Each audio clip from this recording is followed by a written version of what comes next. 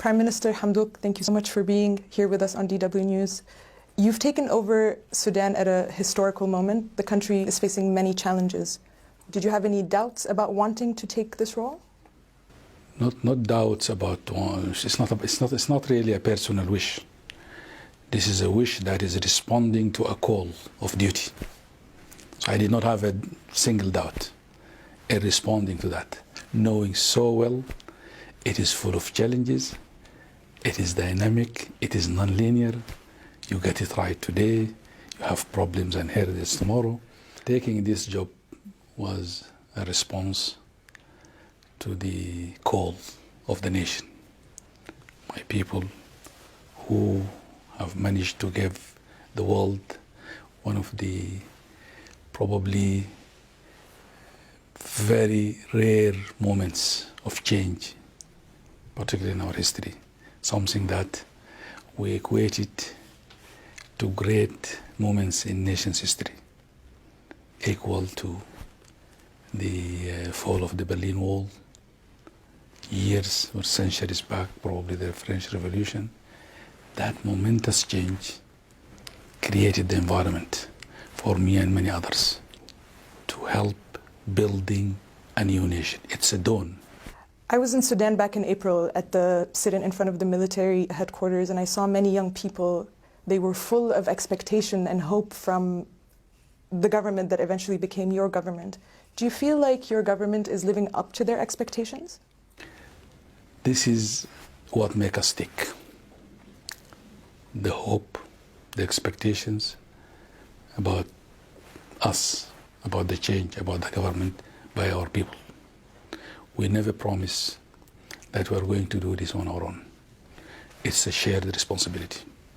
We rise and fall in this process together with one conviction that we have two options, either to succeed or succeed. And I think we are moving in that direction. But a lot of young people that I've spoken to in the past couple of days say the things that they went to the streets for, like basic living conditions, including bread, these things have not been fulfilled. So do you think that the young people's expectations were too high? No, their expectations were never too high. It's normal expectations by any government, by its people.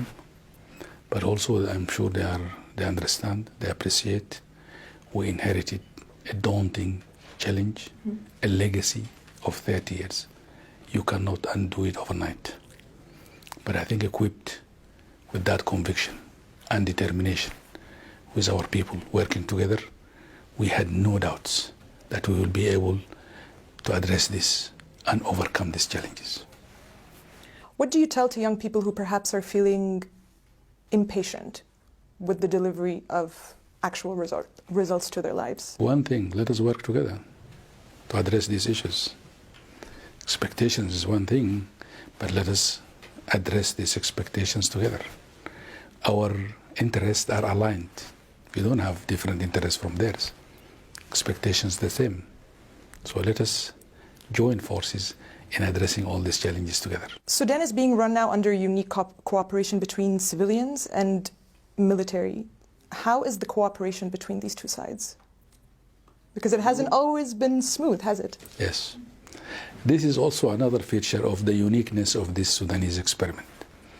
We are proudly propagating this across the world and calling it a Sudanese model, which is a partnership between the civilian and the military to build democracy, build solid foundation for democracy.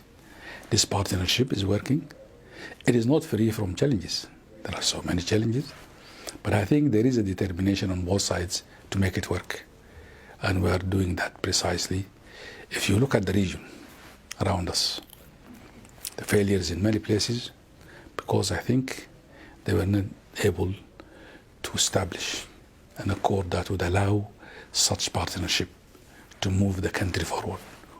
We know we are experimenting with it. We know, there is no transition that is smooth. Transitions are always messy, non-linear, and I think that in itself what makes it a very interesting experiment to be part of. Do you trust the military side of your government? Do you trust them? Absolutely, I do. Because some young people that I've spoken to have said this military has been involved in the oppression and at some point even the killing of so many protesters. I do appreciate the views that are expressed by our young people.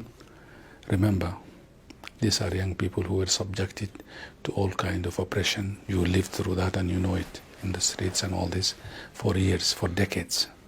So that's why they have these views. But I think gradually we are building this partnership together. None of this, the equation, two sides of the equation, will be able to move on their own to build this new nation. We appreciate those views, but we are working together to address them. Let's turn to the topic of the clearing of the sit-in in June and the people that were killed on the streets. A lot of them believe that the Rapid Support Forces were involved in this attack. When will these people see justice? Because so far some say the results just have not been up to what happened to the protesters on the streets. I'm sure you know so well that the constitutional document which is guiding this transitional period has a very clear undertaking that we establish an investigation committee. So let us not jump to conclusion. That investigation committee formed from very respected lawyers and people in the legal field in Sudan. They started their work over 3 months now, and they're doing their work. Let them do their work and produce their report. You recently requested that UN peacekeeping forces be deployed in the whole of Sudan. Why did you do that? Why is the UN needed now in Sudan? Actually, let us put this into its proper context. We did not just woke up one day and said we want the UN to come to the country. The UN is there. We're not calling it. But for the whole of Sudan? The UN is there under Chapter 7. Meaning that is, if there is anything that you could closely call it loss of sovereignty, is what is happening today. What we are calling for is to move the UN from Chapter 7 to Chapter 6, which would allow us to express our wish. And if you could call it anywhere, dictate on the UN on our priorities, this is where we would like to create an opportunity where we tell the UN, this is what we want. We'd like you to come, do 1, 2, 3, 4, on our terms. The whole country approach is an idea we discussed in our national committee for a number of months. What it tells us in the past, the UN intervention in Sudan was compartmentalized. It is Darfur, it is a Blue Nile, it is the Nuba Mountains, South Kordofan, and all that. What we'd like to see when we say whole country approach is addressing the challenges and the issues and the requirement and the objectives of the entire transitional period. This certainly has some agenda which is of national nature, of a whole country. When you talk about elections, you're not going to have them in Darfur. It will be the whole country. Constitutional conference. It will engulf the entire country. The process itself. We would like to enlist the support of the UN in those processes that of a national nature. That's why we call it a whole country approach. That support could be providing one advisor, could be providing technical support. Take an example, the election. Today, we would like to embark on a process that will conclude this transitional period with an election. The UN has accumulated experiences, technical and otherwise, across the globe. Support on addressing issues of election systems, an election system that will provide us with an opportunity to represent all our people. The UN could provide that. So it's not about entrusting this entirely to the UN. The funding of the elections, the UN has accumulated very rich experience in generating resources and funds to support the elections. So it's only perfect. And we are part of the UN. Huh? It's not like another body or something that's coming from somewhere. Let's turn to the topic of the hour, the possibility of former President Omar al-Bashir to appear before the International Criminal Court. Will he be sent over to The Hague? The idea of justice need to be served to the maximum satisfaction of the victim is something was well articulated in the constitutional transitional period document. We will definitely uphold that. There are 4 ways of addressing this. The ICC is one of them. ICC itself has so many levels. It could be an ICC in The Hague, could be an ICC compliant court that is in Sudan or in the region, transitional justice, issues of truth and reconciliation, compensation, individual and community. We are not going to rest until the victims, those victims, to be satisfied that justice not only being perceived, but actually being served. And that is how we see it. From what I understand, all options are now open. You still haven't decided whether it be in The Hague or in Sudan or in a regional court. Yeah. Are all options open? Of course, this is something, the announcement of this was part of our peace negotiations. And I think this is something I want to tell you one thing. Any person who committed atrocities, criminal, financial, we will have to be tried. And that is our bottom line.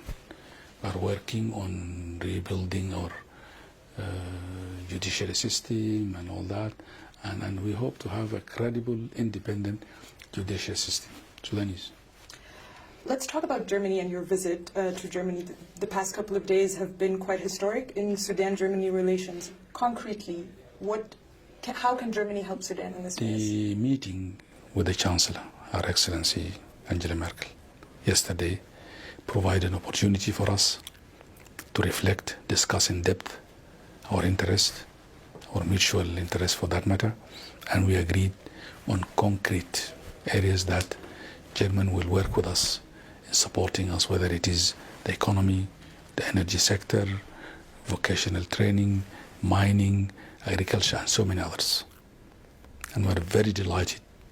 This is signaling a new beginning of this relationship, which has very high promise, and we look forward to this cooperation that would also allow other partners and friends and nations to follow suit what the German is doing. You mentioned the economy. Sudan badly needs foreign investment. What are your plans to attract foreign investment to Sudan? Your government's plans? Sudan is a very rich country. We don't want to live on handouts. We're so rich in the sense that if we are able to create the right climate, meaning getting it right in the legal sphere, independent judiciary system, respect for property rights and all that, and we are working on this, creating a one-stop shop for investors, creating an environment where serious, genuine investors come work with us, pay their taxes, and be able to repatriate whatever profit they make. And we're creating that environment, and we're very confident we'll get there. Sudan is surrounded by many countries that have seen change because of popular uprisings, and many of them have descended into chaos. Is Sudan different? Absolutely. Sudan is different in the sense that we are in this middle of, as you mentioned it, whether you call it the Sahel or the center of Africa. Sudan change is unique in many respects. It's peaceful. It has great hopes for the entire region. I call it getting it right in Sudan has a strategic impact and effect. You can imagine the spillover effect in the entire region. Impact in the north, to our west, south, and east. What we would like to see our friends and partners working with us, making this a success story. It has all the right ingredients of making it a success in the sea of misery and conflict around us. That's why it is a unique experiment, unique in nature and all that. And let us get friends and partners working with us. The world, and in that particular part of the world, is looking for success stories. that were absent for a long period of time. Sudan is giving that hope, is giving that opportunity. Let us grab it, let us work together on it, and make it the real success story that will change the face of that part of the world. Prime Minister, thank you very much for your time. You're welcome. Thank you very much. Thank you.